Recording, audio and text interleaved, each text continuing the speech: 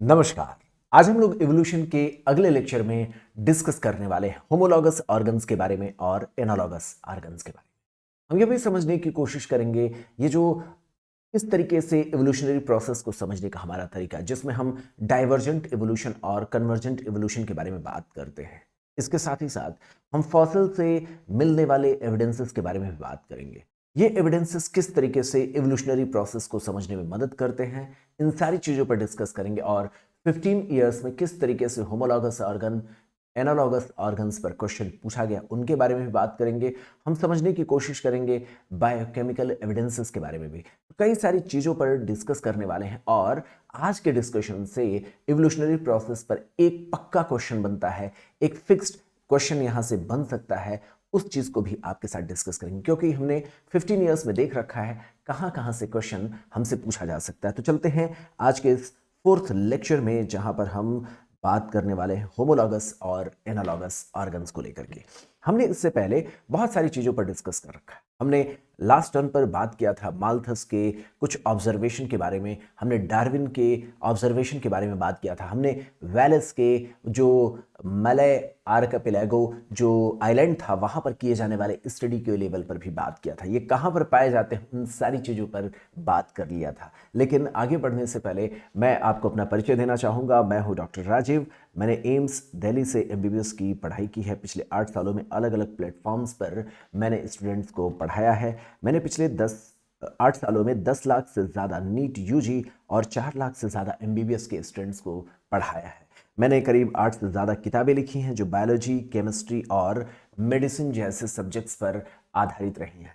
चलते हैं, अब हम लोग बात करते हैं इस शानदार से चैनल के बारे में जहां से हम आपके साथ हर रोज कनेक्ट होते हैं। ये है परफेक्शनिट का चैनल, जिसका टेलीग्राम पर आप एक चैनल देखेंगे जहां पर आपको हर एक लेक्चर का नोटिफिकेशन मैं शेयर करता हूं, वो पहले ही आपको मिल जाएगा कब हमारा लेक्चर होने वाला है। और उन सारी चीज़ों की नोटिफिकेशन की मदद से आप अपडेट रहेंगे, आपकी क्लासेस कब होने वाली हैं वो सारी चीज़ें आपको पता चल जाएंगी। तो चलते हैं, बात करते हैं अनअकैडमी के एप्लीकेशन के बारे में। आप जानते हैं यूट्यूब पर हम आपको पढ़ा रहे हैं, लेकिन अगर आपको चाहिए क्लासरूम एक्सपीरियंस तो हमारे पास होता है 2 तरीके के सब्सक्रिप्शन। एक हमारा प्लस सब्सक्रिप्शन है उन बच्चों के लिए जो लाइव क्लासेस चाहते हैं, वीकली टेस्ट देना चाहते हैं, स्ट्रक्चर्ड कोर्सेज चाहते हैं और अपने कोर्सेज का अनलिमिटेड एक्सेस चाहते हैं। ये प्लस सब्सक्रिप्शन लेने वाले स्टूडेंट्स को मिलता है। और आप देखेंगे जो बच्चे आइकॉनिक सब्सक्रिप्शन हमारा लेते हैं उन्हें लाइव क्लासेस के साथ साथ कैसे पढ़ना है उसकी प्रॉपर मेंटरशिप मिलती है, कैसे पढ़ना है उसमें एक्सपर्ट की गाइडलाइंस भी मिलती है, कैसे आप वीकली जो टेस्ट देते हैं उसमें उस टेस्ट में कैसे आप और इम्प्रूव कर सकते हैं, उन टेस्ट की एनालिसिस भी बताई जाती है जो बच्चे आइकॉनिक सब्सक्रिप्शन लेते हैं। इसके साथ ही साथ घर पर आपके नोट्स भी पहुंचा दिए जाएंगे, स्टडी प्लानर जैसी फैसिलिटीज़ भी यहाँ पर मिलती है। आप अनअकैडमी के इन कोर्सेज को लेते समय 10% का डिस्काउंट पा सकते हैं और आप इसके लिए मेरे कोड का इस्तेमाल करेंगे। हमारा कोड है RRG10। RRG10 कोड का इस्तेमाल करके आपको 10% का डिस्काउंट अनअकैडमी के सब्सक्रिप्शन में मिलता है।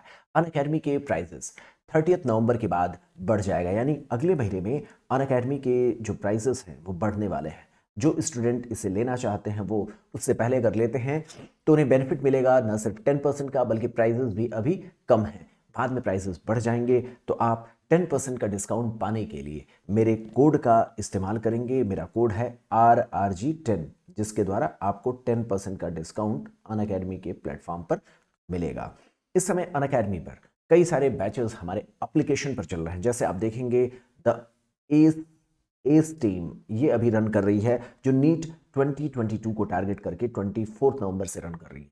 मैं भी एक प्लस बैच में आपको केमिस्ट्री पढ़ा रहा हूँ। बहुत ही शानदार इन्वायरमेंट होता है, क्योंकि प्लस जब कोर्सेज आप पढ़ते हैं तो वहां पर आपको मिलता है प्रॉपर स्ट्रक्चर्ड वे में पढ़ने का तरीका। आपको बताया जाएगा किस तरीके से 1-to-1 इंटरेक्शन करते हैं। कोई चीज़ नहीं समझ में आती है तो आप एक से अधिक बार भी वहां पर पूछ सकते हैं। क्लासरूम से भी ज़्यादा बेहतर इन्वायरमेंट आपको प्रोवाइड होता है जब आप प्लस कोर्सेज लेते हैं। आप देखेंगे जो बच्चे चाहते हैं रैपिड रिवीजन क्लास 11th का करना, तो नीट 2023 के टारगेट वाले इन बच्चों के लिए 24 नवंबर से एक शानदार बैच हमारे वहां और रन कर रहा है। आप देखेंगे टॉपिक वाइज DPP यानी डेली प्रैक्टिस करने के लिए जो प्रॉब्लम्स की हमारी सीरीज है वो 8 नवंबर से स्टार्ट हो चुकी है, जिसमें हर दिन 30 मिनट 30 क्वेश्चन आप सॉल्व करते हैं। यानी आप देखेंगे हर दिन आप प्रैक्टिस करेंगे 30 क्वेश्चन 30 मिनट में। इससे बेनिफिट क्या मिलेगा? बेनिफिट ये मिलेगा कि आपको प्रैक्टिस करने की आदत मिलेगी, और ये इसके लिए आपको कोई चार्ज नहीं देना है। ये आप हमारे एप्लीकेशन पर करेंगे, टोटली फ्री होता है। आप देखेंगे अनअकैडमी पर जो बच्चे सब्सक्रिप्शन लेते हैं, जो हमारे सब्सक्राइबर हैं, उनके लिए अनलिमिटेड डाउट्स की भी फैसिलिटीज़ इस समय अनअकैडमी ने शुरू की है। आप कभी भी कितने भी डाउट्स पूछ सकते हैं। तो आप देखेंगे अपने डाउट्स पूछने के लिए आप हमारे डाउट सेक्शन में, हमारे एप्लीकेशन के डाउट सेक्शन में जाते हैं। वहाँ पर आप डाउट्स को अटैच करके हमारे साथ शेयर करते हैं। हमारी टीम हिंदी और इंग्लिश में उसका वीडियो सोल्यूशन आपको प्रोवाइड करती है। बहुत ही शानदार फीचर है। आप घर रहते आपको पर्सनल लेवल पर आपके डाउट्स और उससे मिलते जुलते क्वेश्चंस भी आपको प्रोवाइड कर दिए जाएंगे। तो अनअकैडमी पर कितना भी डाउट्स कभी भी पूछिए, लेकिन इसके लिए आप एक समय में एक क्वेश्चन भेजिए ताकि उसका वीडियो सोल्यूशन आपको प्रोवाइड कर दिया जाए। तो अनअकैडमी के इस फीचर का आप ज़रूर फ़ायदा उठाएं। जो हमारे सब्सक्राइबर हैं वो जानते हैं कि इसको किस तरीके से यूटिलाइज करना है। तो आप किस तरीके से डाउट्स पूछेंगे? आप हमारे डाउट सेक्शन में जाएंगे, वहाँ पर इमेज को अटैच करके आप हमारे पास शेयर करेंगे।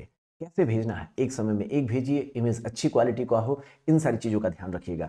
समय समय पर जो हमारे कॉम्बैट्स होते रहते हैं उसमें पार्टिसिपेट करेंगे तो आपको फर्दर डिस्काउंट और स्कॉलरशिप जैसी फैसिलिटीज़ भी मिलती हैं। तो अनअकैडमी का एक्सपीरियंस पाने के लिए आप जुड़े रहिए, हमारे साथ बने रहिए। चलते हैं अब हम लोग एवोल्यूशनरी प्रोसेस में, जहाँ पर हम लोगों ने पिछले लेक्चर में डिस्कस किया था। हमने बात किया था डार्विन की थियरी को लेकर के। मैंने आपको बताया था कि डार्विन ने सबसे पहले दुनिया के सामने इस बात को रखने की कोशिश की थी कि एवोल्यूशनरी प्रोसेस में आगे बढ़ते हुए इंसान बना है। तो इसमें डार्विन ने जब ये बात कहा था तो उस समय रिलीजियस बिलीफ इतना ज़्यादा होता था कि कोई भी इंसान इसे मानने को तैयार नहीं था। मैंने पिछले लेक्चर में आपको बता रखा है कि लोगों ने ये मानना मीन्स बहुत ही असंभव था किसी को सोचना कि हम बंदरों से विकास के प्रोसेस में आगे बढ़ते हुए इंसान बने हैं। जब डार्विन ने इस बात को कहा था तो वहाँ के किंग को बहुत बड़ा धक्का लगा था। वो जानते थे कि ये बात डार्विन ने कहा है तो सही ही कहा होगा, लेकिन उन्हें ये विश्वास था कि कहीं न कहीं ये बात लोगों तक ना पहुँचे और ये बात झूठी साबित हो जाए। लेकिन डार्विन के जो एविडेंसेस थे वो दुनिया भर के प्रॉपर बहुत बड़ी जर्नी की स्टडी के बाद दिए गए थे। आप देखेंगे चार्ल्स डार्विन की जो स्टडी थी वो बहुत वास्ट लेवल पर थी।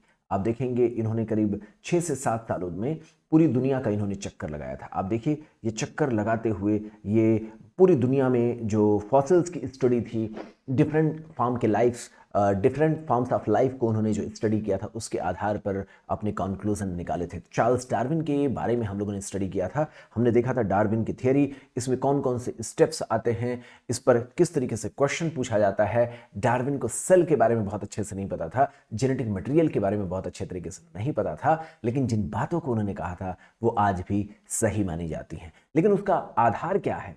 जितनी बातें डार्विन ने कहा था उसका बेसिस क्या है, ये डार्विन को नहीं पता था।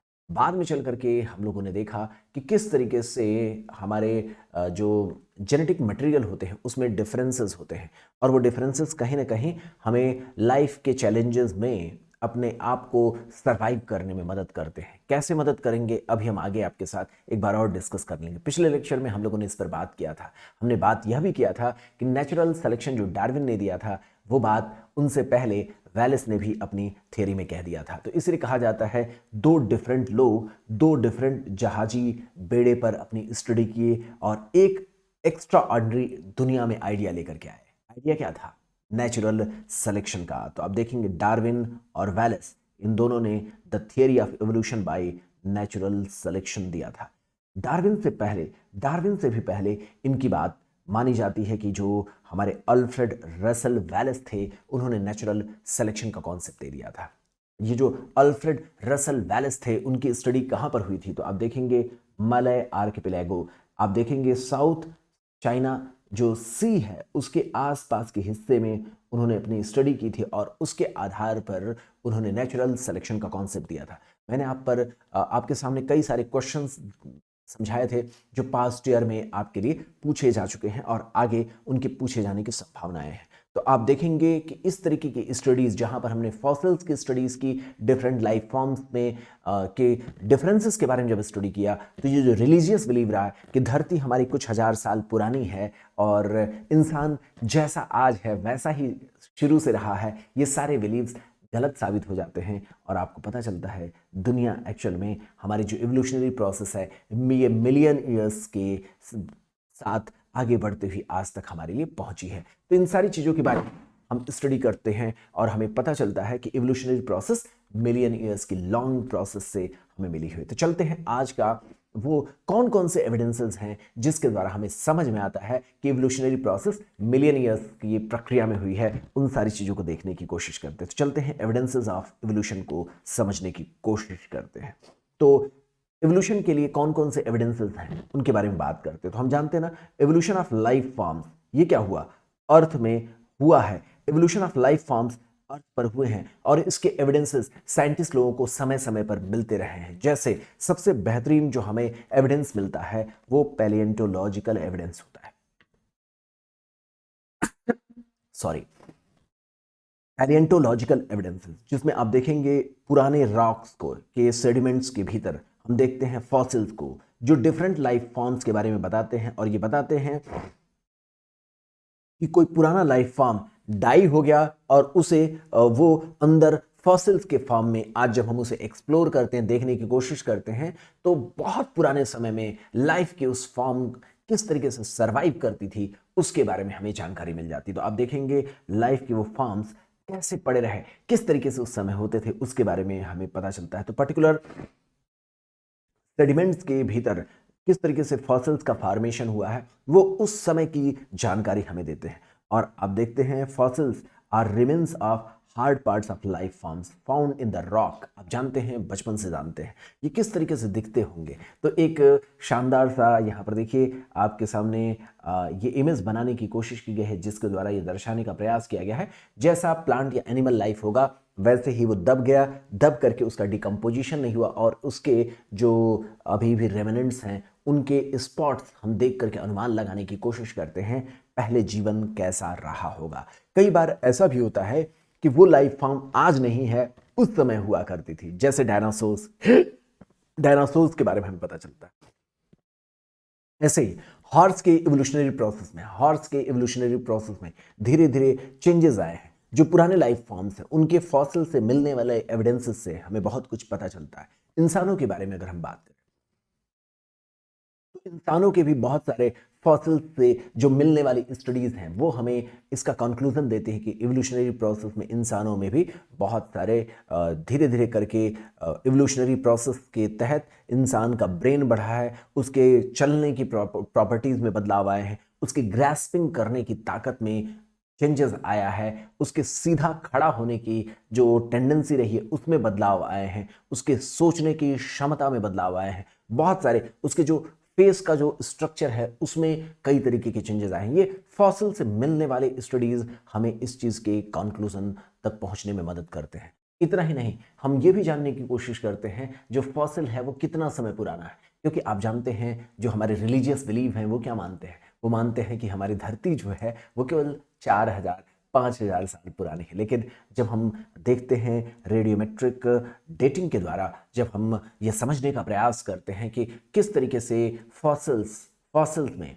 या किसी रॉक की उस एज को देखने की कोशिश करते हैं, तो हमें पता चलता है कि ये पूरी प्रक्रिया मिलियन ईयर से चल रही होती है। आप देखेंगे ये पता कैसे चलता है, तो आप जानते हैं ना, किसी भी सब्सटेंस में रेडियो एक्टिव मटेरियल होता है। जैसे मान लीजिए हमने रॉक की एक क्वांटिटी ली, ये शुरुआती दौर में इसमें रेडियो एक्टिव मटेरियल होता है, वो जैसे जैसे समय गुजरता जाता है वो अपने दूसरे फॉर्म्स में बदलता जाता है। जैसे यहाँ पर एक एग्जाम्पल लिया गया है कि यूरेनियम,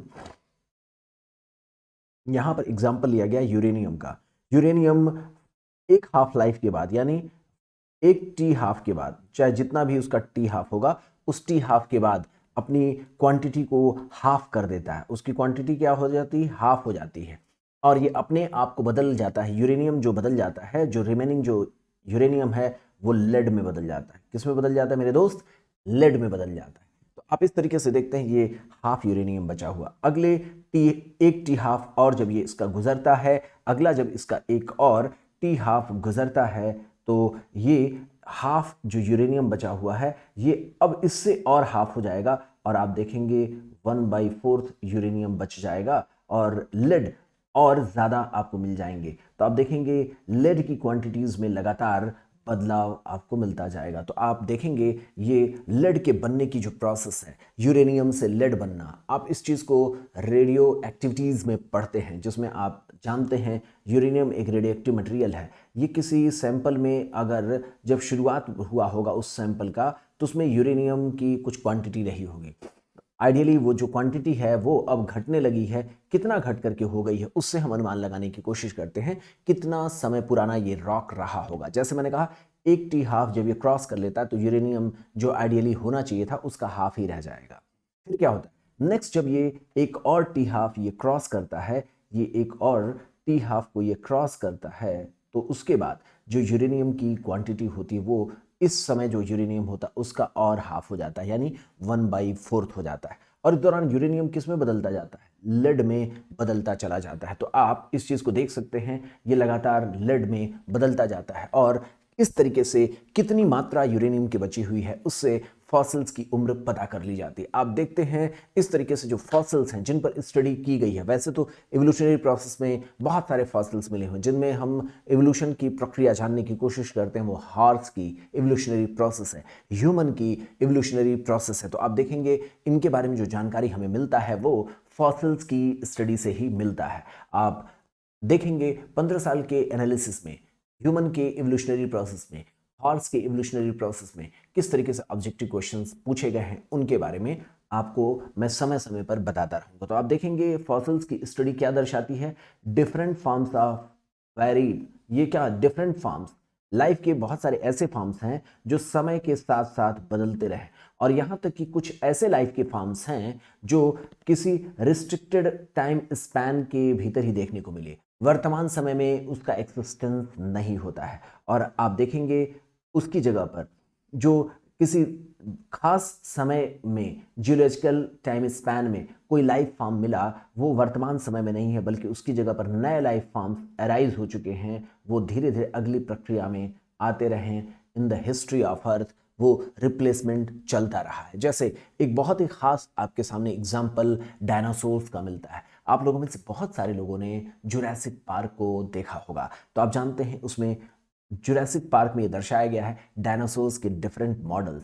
आप डायनासोर्स के डिफरेंट मॉडल्स को जानते हैं और ये जो डिफरेंट मॉडल्स हैं डायनासोर्स के, ये पानी में, जमीन पर, हवा में उड़ने के लिए बहुत ही स्पेशलाइज थे, बहुत ही बड़ी लाइफ फॉर्म्स थे। ये उस समय की कहानी है जब दुनिया में एंजियोस्पर्म के प्लांट नहीं होते थे। उस समय टेरिडोफाइट्स और जिम्नोस्पर्म का बोलबाला था, बड़े बड़े प्लांट्स, बड़े बड़े एनिमल लाइफ, और वो आगे चल करके सरवाइव नहीं कर पाते हैं और उनकी जगह पर रिप्लेस होकर के आप देखेंगे इस तरीके के डायनासोर्स को रिप्लेस करके मैमेलियन जो हमारे जैसे लाइफ फॉर्म्स हैं वो आ जाते हैं। और प्लांट्स में आप देखते हैं जो टेरिडोफाइट्स हैं, जिम्नोस्पर्म है, उनकी जगह पर एंजियोस्पर्म आ जाता है। तो समय के बढ़ने की प्रक्रिया में इवोल्यूशनरी प्रोसेस चलती रहती है। आप देखेंगे यहाँ डायनासोर्स के बारे में जो दर्शाया गया है, डायनासोर्स हमारे लिए बहुत ही ज़्यादा इंटरेस्ट का पार्ट है। इस पर कई सारी मूवीज़ आ चुकी हैं। तो आप देखेंगे, ये देखिए एक मूवी ही प्रॉपर आई थी। इस चीज़ को अगर आप देख सकें तो यहाँ पर देखेंगे ये इवोल्यूशन 2 करके एक जुरासिक पार्क की एक सीरीज ही प्रॉपर आई हुई थी, जिसमें ये किस तरीके से दुनिया में पाए जाते थे, कितने बड़े होते थे, क्या क्या इनके जीने के तरीके थे, उसको एक इमेजिनेशन के साथ समझाने की कोशिश की गई थी। अब चलते हैं, हम बात करते हैं होमोलॉगस ऑर्गन के द्वारा किस तरीके से इवोल्यूशनरी प्रोसेस का हमें एविडेंस मिलता है। आप जानते हैं इसके बारे में, मुझे पता है। तो आप जानते हैं ये ऐसे ऑर्गन होते हैं जो ओरिजिन वाइज एक ही हैं लेकिन उनका फंक्शन डिफरेंट होता है। तो ये क्या होते हैं, डिफरेंट फंक्शंस प्रोवाइड करते हैं लेकिन उनकी ओरिजिन सिमिलर होती है और स्ट्रक्चर सिमिलर होते हैं लेकिन उनके फंक्शंस डिफरेंट होते हैं। ये चीज़ आपकी जानकारी में है। तो आप जानते हैं जैसे इंसानों में, चीता में, बैट्स में, वेल में, ये सभी के सभी मैमल हैं। ह्यूमन हो गया, चीता हो गया, बैट्स हो गए, वेल हो गए, ये सभी के सभी एक सिमिलरिटी दर्शाते हैं, अपने बोनी पैटर्न में सिमिलरिटी दर्शाते हैं जब आप इनके बोनी पैटर्न ऑफ फोर लिम्ब को देखने की कोशिश करते हैं तो इनमें एक सिमिलरिटी देखने को मिलती है, लेकिन इनका जो फोर लिम्ब्स का मॉडिफिकेशन है अलग अलग जगहों पर अलग अलग तरीके से हो गया, लेकिन बोन का जो स्ट्रक्चरल ऑर्गेनाइजेशन है फोर लिम्ब का वो एक ही देखने को मिलता है। जैसे इंसानों में ये किसी चीज़ को पकड़ने के लिए है, आप चीता में दौड़ने के लिए है, बैट्स में उड़ने के लिए है, वेल में तैरने के लिए है, लेकिन जो बोनी स्ट्रक्चर हैं वो लगभग लगभग एक ही जैसे हैं। तो इस तरीके से आप देखते हैं ये होमोलॉगस ऑर्गन परफॉर्म करते हैं डिफरेंट फंक्शंस इन एनिमल्स में। तो इस तरीके की प्रक्रिया हम देखते हैं। अब चलते हैं इसी पर आधारित एक सवाल लगाने की कोशिश करते हैं। तो यहाँ पर मैं थोड़ा सा साइड में हो जाता हूँ ताकि आपको देखने में दिक्कत ना हो। मैं यहाँ पर आपके सामने पहला क्वेश्चन स्क्रीन पर जो दर्शाया गया है, which of the following are homologous organs. देखिए आपके सामने ये क्वेश्चन दिया गया, पहला ऑप्शन ये कह रहे हैं wings of birds and locust. देखिए दूसरा ऑप्शन देखते हैं wings of bird and pectoral fin of fish.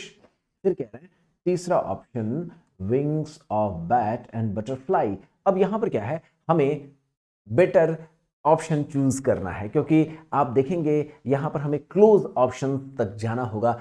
Ideally सभी में कुछ ना कुछ कमियां हैं हर एक ऑप्शन में, लेकिन किसमें कम कमियां हैं उसके आधार पर हमें चूज करना होगा।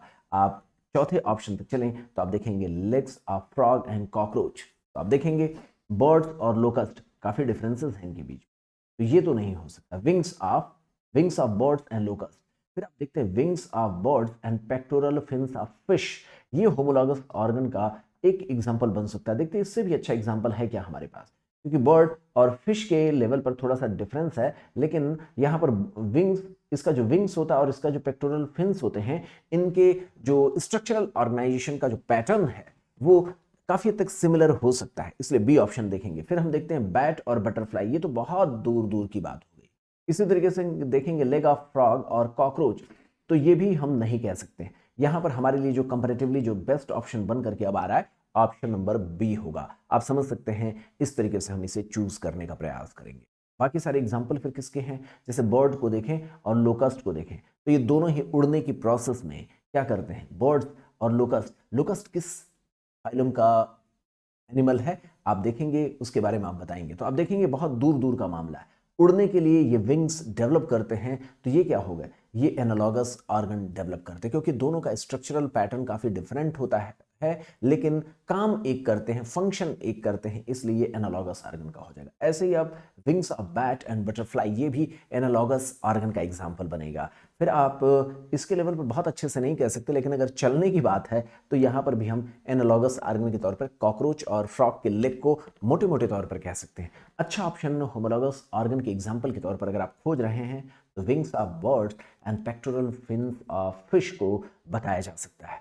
आप समझ सकते हैं इस तरीके से जो हमारे क्वेश्चन हैं उनके पूछने का पैटर्न क्या है। आप एक और इमेज में देखने की यहाँ पर कोशिश करेंगे तो आप समझ पाएंगे ये जो स्ट्रक्चरल पैटर्न है, चाहे वो ह्यूमन की बात हो चाहे आपके पास डॉग की बात हो, तो आप देखेंगे ह्यूमन हो, डॉग हो, बर्ड्स हो, या इसके साथ ही साथ ये वेल को दर्शाने की कोशिश की गई है। तो आप इस एग्जाम्पल में देखने की कोशिश करें, ह्यूमन है, डॉग है, बर्ड है और वेल है। इसमें जो बोनी स्ट्रक्चरल जो पैटर्न है वो एक जैसा है, लेकिन जहां इंसान किसी चीज को पकड़ने के लिए, डॉग दौड़ने के लिए, बर्ड्स उड़ने के लिए और वेल तैरने के लिए इनको इस्तेमाल करती है, इसलिए होमोलॉगस ऑर्गन है लेकिन डिफरेंट फंक्शंस करते हैं। तो आप देखेंगे ये पूरी की पूरी प्रक्रिया है, ये डाइवर्जेंट एवोल्यूशन को रिप्रेजेंट करती है। डाइवर्जेंट एवोल्यूशन का मतलब क्या होता है, बहुत अलग अलग डायरेक्शन में एवोल्यूशनरी प्रोसेस का जाना।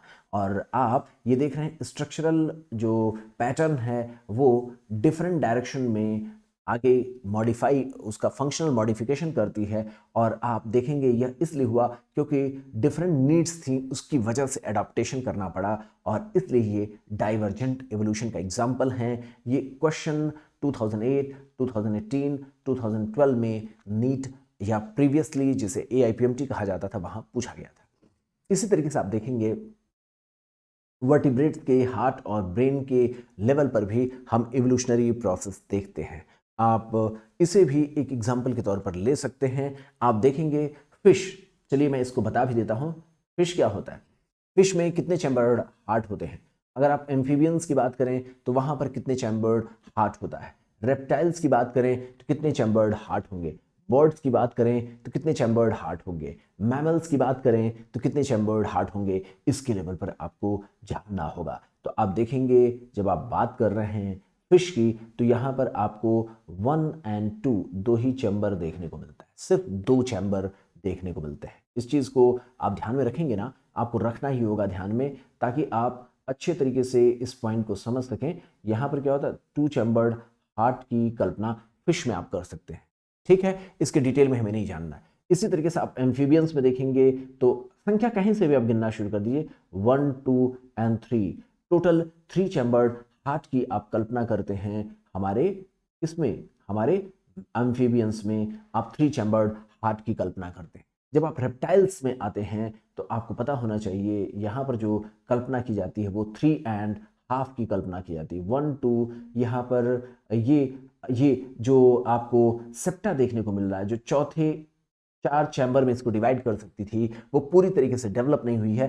तो इसलिए हम इसके लिए कहते हैं 3.5, यानी ये टोटल 3.5 चैम्बर, टोटल जो संख्या बन करके आती है, जो 4 तक नहीं बन पाया। बर्ड्स में जब आप देखते हैं तो ये संख्या 1, 2, 3 और 4 कंपार्टमेंट्स में इसका डेवलपमेंट होता है। बर्ड्स के बाद मैमल्स में भी यही इवोल्यूशनरी प्रोसेस चलती है। तो आप देखेंगे धीरे धीरे इवोल्यूशनरी प्रोसेस में आपको इशारा मिलता है। ऐसे ही जो ह्यूमन ब्रेन का डेवलपमेंट है वो भी हमें कहीं ना कहीं इवोल्यूशनरी प्रोसेस के बारे में इशारा करता है। जैसे जैसे इंसानों ने अपने आप को डेवलप किया है, वैसे वैसे आप देखेंगे ब्रेन में खास तौर पर जो सेरेब्रल कॉर्टेक्स होता है उसकी साइज बढ़ती चली गई है। तो ये जो ब्रेन का डेवलपमेंट है वो कहीं ना कहीं अपने आप में इवोल्यूशनरी प्रोसेस को दर्शाता है। जैसे आप यहीं पर देखें, मैं आपके सामने एक एक एग्जाम्पल लेकर के चल रहा हूँ। चलिए मैं इसको बता ही देता हूँ, आपको समझ में आ जाएगा।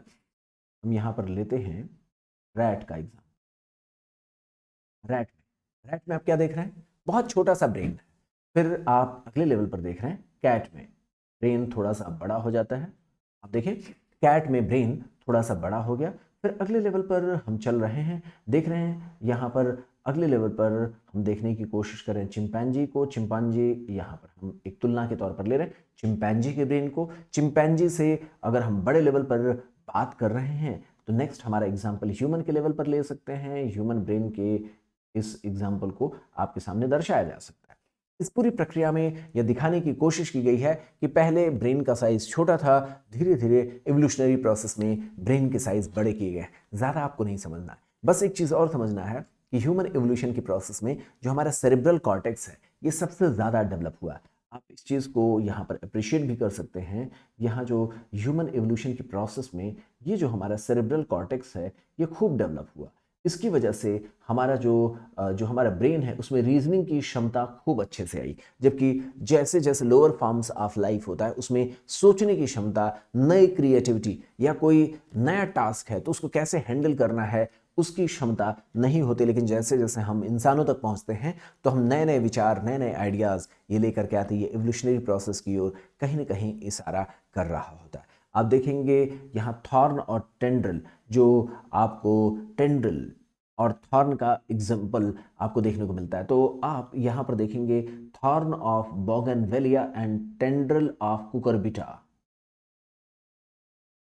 ये जो हैं आपके सामने कुकुरबिटा में जो टेंड्रिल्स होते हैं और जो थॉर्न बोगनवेलिया का होता है ये कहीं ना कहीं होमोलॉगस ऑर्गन का एग्जाम्पल बनते हैं। तो आप इनकी पोजीशन के हिसाब से आप देखें ये एक्सिलरी पोजीशन रखने वाला जो इसका थॉर्न है ये कर क्या रहा है। आप इसकी पोजीशन देखिए, इवोल्यूशनरी जो ओरिजिन है बोगनवेलिया का थॉर्न उसके बारे में आप कह सकते हैं। इसी तरीके से यहाँ पर जो एक्सिलरी पोजीशन में ये जो इसका टेंड्रिल है, टेंड्रिल के लेवल पर भी आप कल्पना कर सकते हैं और आप यहाँ पर देख सकते हैं ये किस तरीके से डेवलप हुआ है। तो ये टेंड्रिल का डेवलपमेंट आपके सामने रखने की कोशिश की गई है। आपसे ये सवाल पहले भी पूछा जा चुका है बोगनवेलिया का थॉर्न और कुकुरबिटा का जो टेंड्रिल होता है ये किस तरीके के ऑर्गन है, क्या ये होमोलॉगस ऑर्गन है या एनालॉगस ऑर्गन है। आपको पता है ये होमोलॉगस ऑर्गन के एग्जाम्पल है। देखिए 2008 में क्वेश्चन ही यही पूछ लिया गया था, thorn of bougainvillea and tendril of cucurbita are example of. ये सीधे तौर पर सवाल पूछा गया था। पहला ऑप्शन इसमें था वेस्टिजियल ऑर्गन का, दूसरा ऑप्शन है रेट्रोग्रेसिव एवोल्यूशन का तीसरा ऑप्शन हमारे सामने था एनालॉगस ऑर्गन का, और चौथा ऑप्शन था होमोलॉगस ऑर्गन। आप जानते हैं ये पूरी तरीके से होमोलॉगस ऑर्गन का एग्जाम्पल है, और ऑप्शन नंबर 4 हमारे लिए सही हो जाएगा। ठीक है, आप देखिए ऑप्शन नंबर 4 हमारे लिए यहाँ पर सही हो जाता है। तो इस तरीके से एग्जाम में किस तरीके के क्वेश्चन पूछे जाते रहे, उन पैटर्न को आपको जानना होगा। मैंने आपको ये एनसीईआरटी की इमेज आपके सामने रखने की कोशिश की है, जिसमें डिफरेंट लाइफ फॉर्म्स किस तरीके से एवोल्यूशनरी प्रोसेस में गए हैं, उन्होंने क्या क्या चेंजेस लाए हैं, होमोलॉगस ऑर्गन कैसे डाइवर्जेंट इवोल्यूशन के बारे में जानकारी देता है, उन सारी चीज़ों को यहाँ पर देखा जा सकता है। वेल, बैट, चीता, मैन, बोनी स्ट्रक्चर एक जैसा, लेकिन काम अलग अलग होता है। अब हम होमोलॉगस ऑर्गन के बारे में पढ़ चुके हैं, तो चलते हैं थोड़ी सी बात एनालॉगस ऑर्गन के लेवल पर भी कर लेते हैं। तो होमोलॉगस ऑर्गन और एनालॉगस ऑर्गन, इनके बीच में डिफरेंस क्या होता है?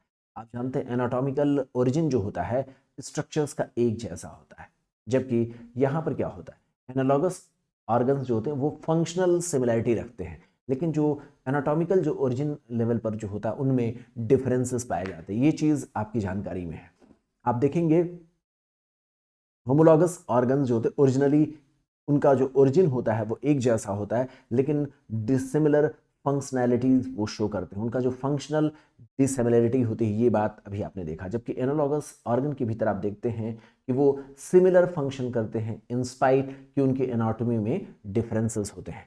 आप देखेंगे कि ये जो होमोलॉगस ऑर्गन होता है वो कहीं ना कहीं एक जैसे जो एनिमल हैं एवोल्यूशनरी प्रोसेस में उनमें देखने को मिलता है। तो एक जैसे एनिमल, जैसे मैंने आपसे कहा था चीता, बैट, ह्यूमन, वेल, ये सारे के सारे मैमल हैं, तो ये होमोलॉगस ऑर्गन का एग्जाम्पल बनाते हैं। जबकि आप बैट और जो हमारा किसी दूसरे का विंग आप ले लें, चाहे मॉस्किटो का विंग ले लें, तो उड़ने के लिए है, बैट का विंग उड़ने के लिए, मॉस्किटो का विंग भी उड़ने के लिए, लेकिन उनके बीच में कोई इवोल्यूशनरी कनेक्शन बहुत अच्छा नहीं मिल पाता है। बस ये देखने को मिल जाता है कि चैलेंजेस एक जैसा था तो उन्होंने विंग डेवलप कर लिया। तो आप देखेंगे कि ये अनलिमिटेड अनरिलेटेड एनिमल्स के भीतर आपको एनालॉगस ऑर्गन्स के डेवलपमेंट के बारे में पता चलता है। ये पूरी की पूरी प्रोसेस आपके लिए समझ में आ जाती है, और आप ये भी जानते हैं होमोलॉगस ऑर्गन्स जो होते हैं वो कॉमन इंसेस्टर से ओरिजिन के बारे में इशारा करते हैं, जबकि ये कभी भी कॉमन इंसेस्टर के बारे में जानकारी नहीं देते। ये कभी भी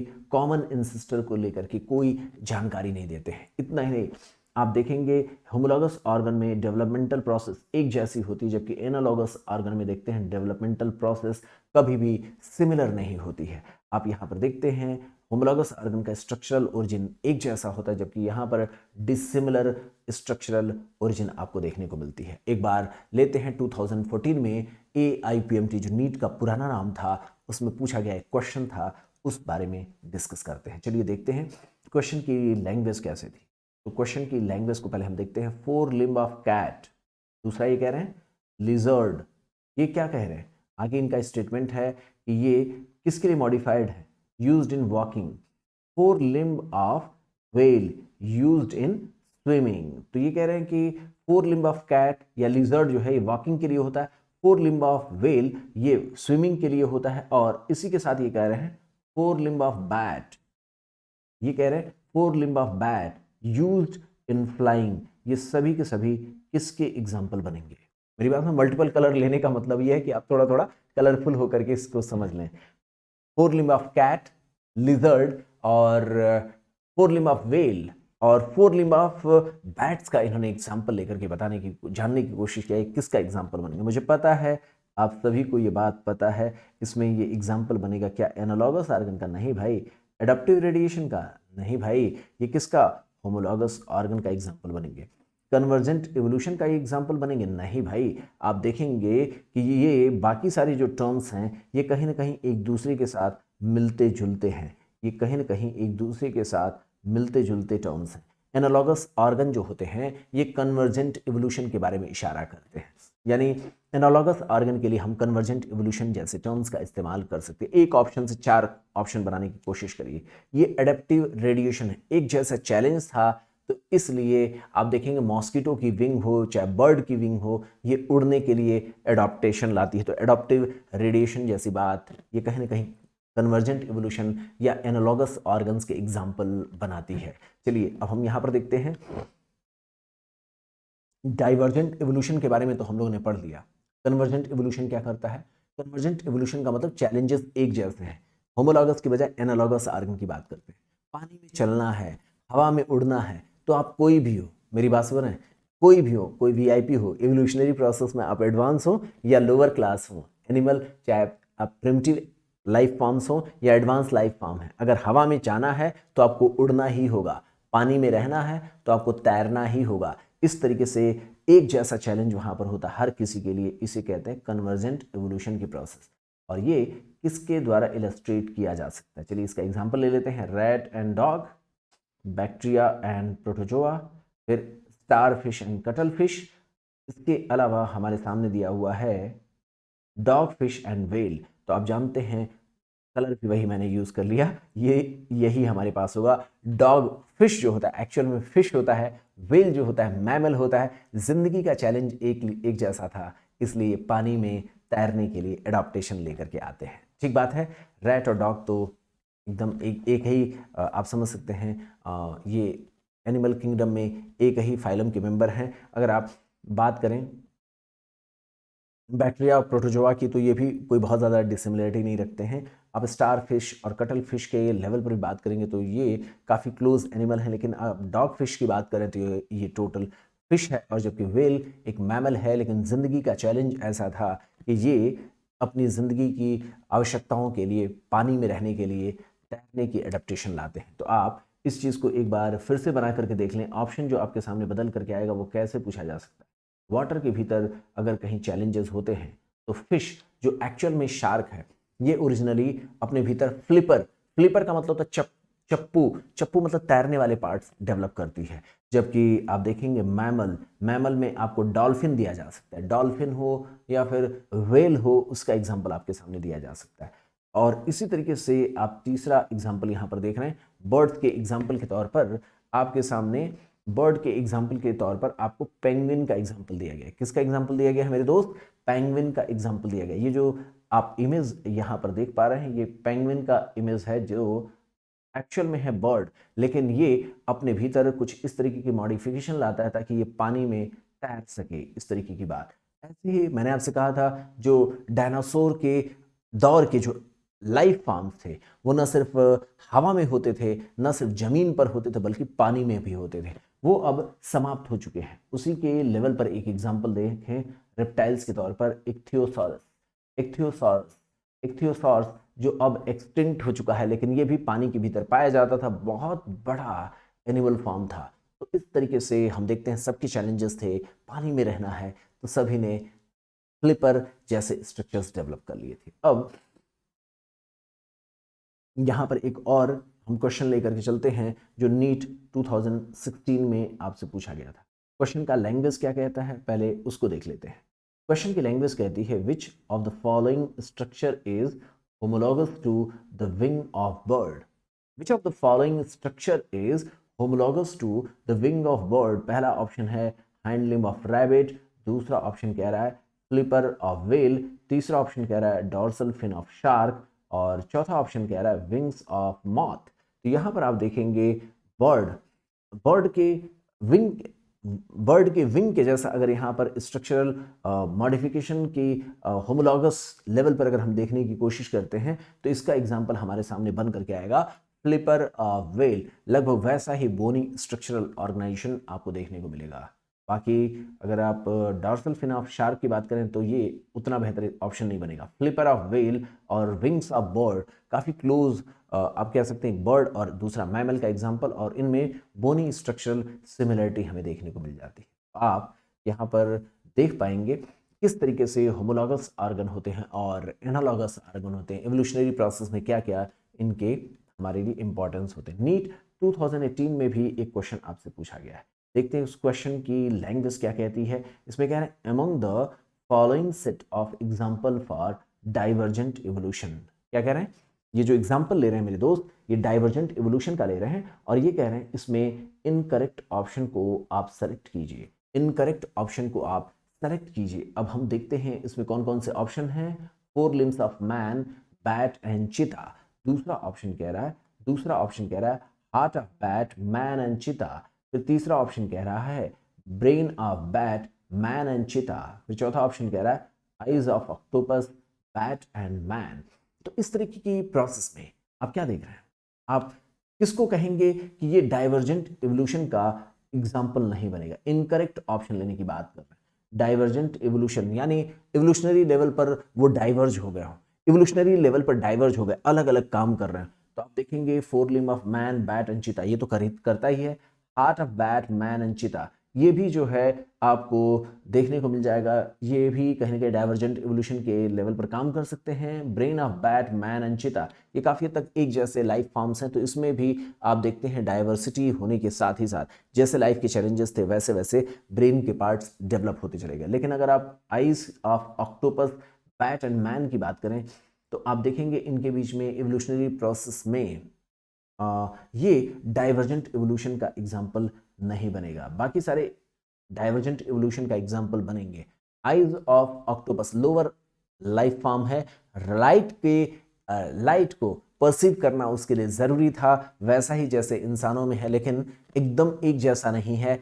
हालांकि काम एक जैसा करता है, इसलिए वो कन्वर्जेंट इवोल्यूशन का एग्जाम्पल बनेगा, डाइवर्जेंट इवोल्यूशन का ये एग्जाम्पल नहीं बन सकते। तो हमारे पास जो कह रहे हैं ना कि यहाँ पर जो स्टेटमेंट इन्होंने बोला था डाइवर्जेंट इवोल्यूशन का, इनकरेक्ट ऑप्शन कौन सा बनेगा? ऑप्शन नंबर डी बनेगा। Eyes of octopus, bat and man, ये किसका एग्जाम्पल बन सकते हैं?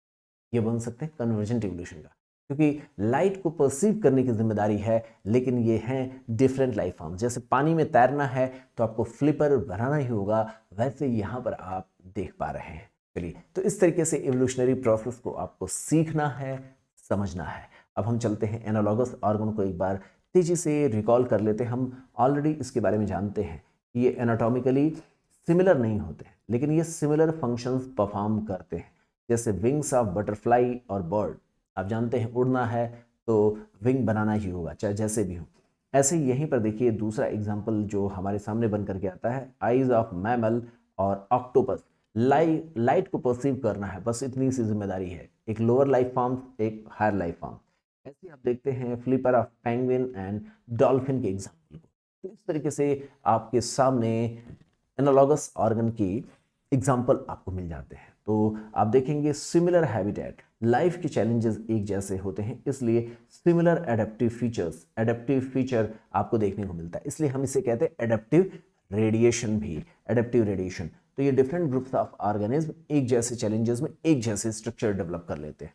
इस तरीके का एवोल्यूशन कन्वर्जेंट एवोल्यूशन का एग्जाम्पल बनता है। कन्वर्जेंट एवोल्यूशन का एग्जाम्पल बनता है जैसे जमीन के भीतर फूड को स्टोर करना है, जमीन के भीतर फूड को स्टोर करना है तो स्वीट पोटैटो रूट का मॉडिफिकेशन होता है, पोटैटो स्टेम का मॉडिफिकेशन होता है, लेकिन ये दोनों ही फूड के स्टोरेज के लिए एक जैसा मॉडिफिकेशन कर लेते हैं। तो आप देखेंगे ये भी एनालॉगस ऑर्गन का एग्जाम्पल है जो नीट में और उसके पहले AIPMT जैसे एग्जाम्स में पूछा जाता रहा है। तो इस तरीके से जो आपके सोचने का नज़रिया है वो कहीं ना कहीं एनालॉगस और होमोलॉगस ऑर्गन के द्वारा समझ में आ जाता है। देखिए एक बार और, नीट मतलब ये कि जो प्रीवियसली जो AIPMT होता था उसे हम नीट का ही नाम देते थे। तो आप समझ रहे हैं ना, जो AIPMT पहले होता था वो वर्तमान समय में नीट के नाम से जाना जाता है। तो उसमें एक सवाल पूछा गया था, eyes of octopus and eyes of cat, ये क्या दर्शाते हैं? डिफरेंट पैटर्न ऑफ स्ट्रक्चर, क्योंकि एवोल्यूशनरी प्रोसेस में ये टोटली अलग अलग है। फंक्शन एक है लाइट को परसीव करने का, yet they perform similar function. ये किसका एग्जाम्पल बनेगा? This is an example of, चलिए ऑप्शन देख लेते हैं और उसी के आधार पर मुझे पता है ये सवाल आप एकदम सही कर देंगे। इसी तरीके के सवालों पर जब आपका कॉन्फिडेंस बढ़ता है तभी तो आप 90% या उससे कहीं ज़्यादा बायो में सही करते हैं। तो ये एनालॉगस ऑर्गन का एग्जाम्पल है और ये इवॉल्व होते हैं ड्यू टू कन्वर्जेंट इवोल्यूशन। ये किसके द्वारा इवॉल्व होते हैं? Due to convergent evolution. इसी तरीके से आप दूसरे लेवल पर यहाँ पर एक एग्जाम्पल ले सकते हैं, क्या ये एनालॉगस ऑर्गन हैं जो इवॉल्व होते हैं ड्यू टू डाइवर्जेंट इवोल्यूशन? आप समझ गए हैं, पहला ही एग्जाम्पल, जो पहला जो ऑप्शन है यही सही माना जाएगा, दूसरे ऑप्शन का कोई मतलब नहीं है। ये डाइवर्जेंट इवोल्यूशन नहीं होता बल्कि कन्वर्जेंट इवोल्यूशन के थ्रू होता है। तीसरा ऑप्शन एक बार फिर भी देख लेते हैं, तीसरे ऑप्शन से और क्या कोई क्वेश्चन बन सकता है। तीसरे ऑप्शन में देखें तो homologous organ that have evolve due to convergent evolution, गलत बात है। ये स्टेटमेंट तो ठीक है कि होमोलॉगस ऑर्गन जो होते हैं, नहीं, ये स्टेटमेंट भी गलत है। होमोलॉगस ऑर्गन जो होते हैं वो डाइवर्जेंट इवोल्यूशन का हिस्सा होते हैं, तो ये तो एकदम गलत है। फिर ये चौथा जो स्टेटमेंट दे रहे हैं कि ये होमोलॉगस ऑर्गन हो सकते हैं जो डाइवर्जेंट इवोल्यूशन का एग्जाम्पल बनाते हैं, ये स्टेटमेंट भी अपने आप में पूरी तरह गलत है। तो वैसे ये इतनी बात तो सही है कि जो होमोलॉगस ऑर्गन होता है वो डाइवर्जेंट इवोल्यूशन का हिस्सा होता है, लेकिन क्या आप आई ऑफ ऑक्टोपस और आई ऑफ कैट को इस कैटेगरी में रख सकते? नहीं, ये ऑप्शन नंबर ए का एग्जाम्पल बनेगा। फिर कुछ एनसीईआरटी में चीजें नहीं दी गई हैं, उनके बारे में भी थोड़ा सा आपको पता होना चाहिए। जैसे हम देखते हैं कि हमारे भीतर, आपने देखा होगा, जो पहले कोशिश की जाती थी पिग से निकलने वाले इंसुलिन को इंसानों में डालने की कोशिश की जाती, पिग से प्रोसेस करके इंसुलिन हार्मोन निकाला जाता है। बाद में हमें इंसानों से ही इंसुलिन मिलने लगा जो ज़्यादा बेहतर होता है। तो यह इस प्रक्रिया से पॉसिबल हो सका था कि हमने पिग से निकलने वाले इंसुलिन हार्मोन को इसलिए इस्तेमाल कर लिया क्योंकि हमने उसके अमीनो एसिड्स के पैटर्न को देखा। इंसुलिन क्या होता है? प्रोटीनिशियस नेचर का हार्मोन होता है, जानते हैं ना? इंसुलिन क्या होता है? प्रोटीनिशियस नेचर का हार्मोन होता है। हमने जब इंसुलिन हार्मोन को देखा और वो इंसुलिन हार्मोन जो पिग से निकलता है, वो इंसुलिन हार्मोन जो इंसानों में निकलता है, इसमें अमीनो एसिड्स के जो सीक्वेंसेस होते हैं उसमें कुछ जगहों पर डिफरेंसेस था, बाकी एकदम सिमिलर थे। तो इसलिए हमने शुरुआती दौर में पिग से निकलने वाले इंसुलिन हार्मोन को इंसानों में इस्तेमाल करने का प्रयास किया। हालांकि ये आगे चल करके जब हम इंसानों के जैसा जो स्ट्रक्चर होता है वैसा हमने लैब में एग्जैक्टली बनाना शुरू कर दिया, तो हम पिग पर डिपेंडेंसी कम रखने लगे क्योंकि थोड़ा बहुत एलर्जिक रिएक्शन होने का रिस्क होता था। लेकिन कहने का अभी तक मतलब ये था कि पिग का जो इंसुलिन हार्मोन है उसमें जो अमीनो एसिड्स का सीक्वेंस और ह्यूमन का जो इंसुलिन हार्मोन है उसमें जो अमीनो एसिड्स का सीक्वेंस है काफ़ी हद तक एक जैसी सिमिलरिटीज दर्शाने की वजह से समझ में आता है कि हो ना हो हम सभी कहीं ना कहीं एक ही एंसेस्टर से बने हुए लोग हैं। तो इस तरीके से हम क्या देखते हैं, हम यहाँ पर देखते हैं बायोकेमिकल एविडेंसेस हमें कुछ ऐसी ही जानकारी देती हैं जो कॉमन इवोल्यूशनरी प्रोसेस से हमें हमारे बनने के बारे में जानकारी देते हैं। तो आप देखेंगे protein and genes performing a given function among the diverse organism give a hint of common ancestry. तो हम कॉमन एंसेस्ट्री के बारे में अनुमान इसी वजह से लगा लेते हैं। आप यहाँ पर देखें, ये चीज़ बायोकेमिकल एविडेंसेस के लेवल पर जो दर्शाई गई है। आप देखेंगे, आप बहुत सारे एनिमल के जो जेनेटिक पैटर्न है उसको देखने की कोशिश करते हैं तो हमें समझ में आता है केवल माइन्यूट डिफरेंसेस उनके भीतर पाया जाता है, काफ़ी हद तक वो एक जैसे, जिसमें जितनी ही ज़्यादा सिमिलरिटी, इसका मतलब ये एवोल्यूशनरी प्रोसेस में वो उतना ही ज़्यादा करीब होंगे। तो इस चीज़ को एक बार रीडिंग लगा लेते हैं, बायोलॉजिकल एविडेंसेस फॉर एवोल्यूशन। इसमें क्या कहते हैं? Determining the sequences of chemicals, जैसे अमीनो एसिड्स के सीक्वेंस को पढ़ना प्रोटीन के भीतर। इसी तरीके से sequence of base pair in DNA, ये जो बेस पेयर ऑफ डीएनए उनको फिर कंपेयर करना, और ये दर्शाता है कि ऑर्गेनिज्म एक्चुअल में जिनके भीतर इसकी सिमिलरिटी होगी वो एक्चुअल में शेयर करते हैं इवोल्यूशनरी रिलेशनशिप को। इस तरीके से इवोल्यूशनरी एविडेंसेस हमारे पास मिलते हैं। आप देखेंगे ये जो बायोकेमिकल सिमिलरिटीज होती हैं ये बताती हैं शेयर्ड एंसेस्ट्री, क्योंकि इसमें इस तरीके से स्ट्रक्चरल सिमिलरिटीज जो होती हैं डाइवर्स ऑर्गेनिज्म के भीतर एक और प्रक्रिया के द्वारा हम प्रूव कर लेते हैं। आप चलते हैं लास्ट में, देखें डाइवर्जेंट इवोल्यूशन और कन्वर्जेंट इवोल्यूशन। मैंने आपको बता रखा है डाइवर्जेंट इवोल्यूशन में क्या होता है, डाइवर्स हो जाते हैं, डाइवर्सिटी दर्शाते हैं। ये होमोलॉगस ऑर्गन के लिए इस्तेमाल किया जाने वाला शब्द है। Development of different functional structure from A common ancestral form is called divergent evolution. जबकि आप देखते हैं कन्वर्जेंट इवोल्यूशन जिसे हम कहते हैं उसमें क्या होता है, development of similar adaptive function. Convergent में क्या होता है, development of similar adaptive functional structure, development of similar adaptive functional structure in unrelated groups of organism is called convergent evolution। ये convergent evolution का एग्जाम्पल बनते हैं। आप जानते हैं होमोलॉगस ऑर्गन जो होते हैं वो किसे दर्शाते हैं, होमोलॉगस ऑर्गन जो होता है वो दर्शाता है डाइवर्जेंट एवोल्यूशन को। इस तरीके का एग्जाम्पल हमारे पास कौन कौन से हैं, डार्विन्स की फिंचेज हैं, ऑस्ट्रेलियन मार्सोपियल्स हैं, और इस तरीके के जो ऑस्ट्रेलियन मार्सोपियल्स के लेवल पर हम देखते हैं। इसी तरीके से हम और भी एग्जाम्पल आपके सामने एडेप्टिव रेडिएशन का एडेप्टिव रेडिएशन तो आगे हम अलग तरीके से डिस्कस करेंगे। ये अभी हम डाइवर्जेंट एवोल्यूशन के लेवल पर देख रहे हैं। तो मैंने आपको बताया था ना, डार्विन्स की फिंचेस जो थी उसमें फॉसिल्स के लेवल पर जब स्टडी किया था तो डार्विन को ये बात पता चला था कि ये डाइवर्सिटी दर्शाती है। ओरिजिनली ये सीड ईटिंग कुछ लाइफ फॉर्म्स थी जो आगे लाइफ के चैलेंजेस अलग जैसे जैसे बदलते चले गए वैसे वैसे अपने फूड ईटिंग हैबिट्स में अंतर लाती चली गई। जैसे कुछ कैक्टस को खाने वाले, कुछ आप देखेंगे कुछ छोटे छोटे कीड़े मकोड़ों को खाने वाले थे, कुछ जो नॉर्मल सीड ईटिंग जो पैटर्न था उसी को मेंटेन रखें, कुछ लकड़ियों को खाने वाली, कुछ हार्ड चीज़ों को खाने वाली अपनी एडेप्टेशन दर्शाती चली गई। ऐसे ऑस्ट्रेलियन मार्सुपियल्स में क्या क्या चेंजेस होते हैं वो आगे अभी हमें डिस्कस करना है, पेशेंस बनाए रखिएगा। फिर हम देखते हैं कन्वर्जेंट एवोल्यूशन एनालॉगस ऑर्गन के लिए दर्शाने को मिलता है। तो आप कन्वर्जेंट एवोल्यूशन का जो एग्जांपल लेते हैं वो ये हम कह सकते हैं ऑस्ट्रेलियन मार्सुपियल्स, मैं इसी की बात कर रहा था, और प्लेसेंटल मैमल्स के बीच में किस तरीके से एक जैसे लाइफ फॉर्म की चैलेंजेस थी, इसलिए ये एक जैसे स्ट्रक्चरल डेवलपमेंट दर्शाते हैं। ये हमारे सामने कहलाता है ऑस्ट्रेलियन मार्सुपियल्स और प्लेसेंटल मैमल्स के भीतर।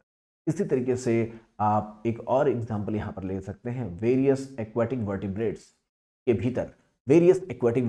भीतर। पानी के भीतर तैरना है तो आपको फ्लिपर बनाए रखना ही होगा। इसी तरीके से आपको पता है कि हवा में अगर उड़ना है तो विंग रखना ही होगा, चाहे आप इंसेक्ट हो, बर्ड हो या बैट हो। तो इस तरीके के एग्जाम्पल हमारे सामने कन्वर्जेंट एवोल्यूशन का बनते हैं। मुझे उम्मीद है जैसा भी सवाल आएगा आप इसको लगा जरूर लेंगे। अगले लेक्चर में हम बात करेंगे नेचुरल सिलेक्शन का एक एग्जाम्पल, इंडस्ट्रियल मेलानिज्म, और भी बहुत सारी चीज़ें हैं। एंथ्रोपोजेनिक जो हमारे सामने एवोल्यूशनरी प्रोसेस हैं, इंसानों के द्वारा फास्ट एवोल्यूशन कैसे किया गया, उन सारी चीज़ों पर भी डिस्कस करेंगे। और उसके बाद हम हार्डी वीनबर्ग लॉ के बारे में बात करेंगे।